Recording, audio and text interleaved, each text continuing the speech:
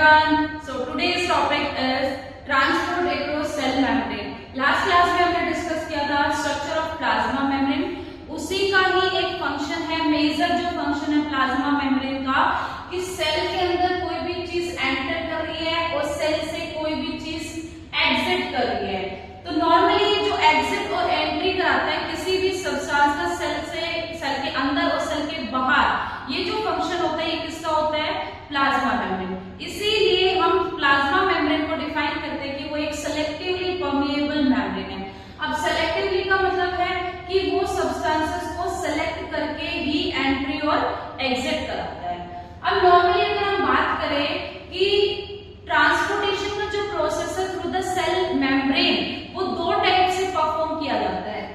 एक है आपका पैसिव ट्रांसपोर्ट और दूसरा है वो एक्टिव ट्रांसपोर्ट. दो टाइप का ट्रांसपोर्टेशन परफॉर्म होता है through the cell membrane, passive transport और एक्टिव ट्रांसपोर्ट. अब ध्यान से सुनिए, अगर कोई चीज कोई भी सब्सटेंसेस, कोई वाटर, CO2, कुछ gases, minerals, nutrient and all, अगर वो हायर कंसंट्रेशन से मूव कर रहे हैं लोअर कंसंट्रेशन की तरफ, हायर टू कहां मूव कर रहे हैं? वो लोअर की तरफ अगर मूव कर रहे हैं, तो क्या इसमें एनर्जी की रिक्वायरमेंट होगी? तो आप कहोगे नहीं, इसमें एनर्जी की रिक्वायरमेंट नहीं होगी. And this type of transportation is called passive transport, जिसमें एनर्जी की रिक्वायरमेंट नहीं होती और अगेंस्ट द कंसंट्रेशन ग्रेडियंट, जैसा कुछ नहीं है इसमें, towards the concentration gradient means transport होगा substance from higher concentration to lower concentration. अगर हम बात करें एक्टिव ट्रांसपोर्ट की, तो एक्टिव ट्रांसपोर्ट में बेटा इसके अपोजिट होगा.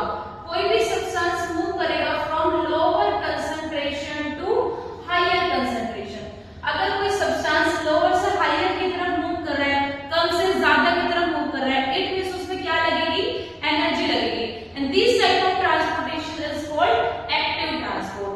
अब इसी के अंदर ही जैसे हम बात कर रहे हैं पैसिव ट्रांसपोर्ट, तो पैसिव ट्रांसपोर्ट के अंदर ही दो टाइप का ट्रांसपोर्टेशन और इंक्लूड होता है. First is diffusion and second is osmosis. First is diffusion and second is osmosis.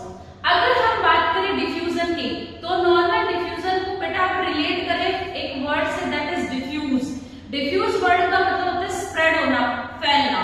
जैसे हम इसका एग्जांपल ले सकते हैं, आपको जैसे कि परफ्यूम या फिर अगरबत्ती, धूपबत्ती, हम किसी भी पर्टिकुलर कॉर्नर में अगर परफ्यूम यूज करते हैं, जस्ट हमने वहां पर परफ्यूम यूज किया है, इट मींस उस कॉर्नर के अंदर, जैसे यहाँ यूज किया हमने, तो इस कॉर्नर के अंदर फिलहाल परफ्यूम के फ्रेग्रेंस की, जो परफ्यूम की फ्रेग्रेंस है उसकी जो कंसंट्रेशन है वो यहाँ पर क्या होगी? हाई.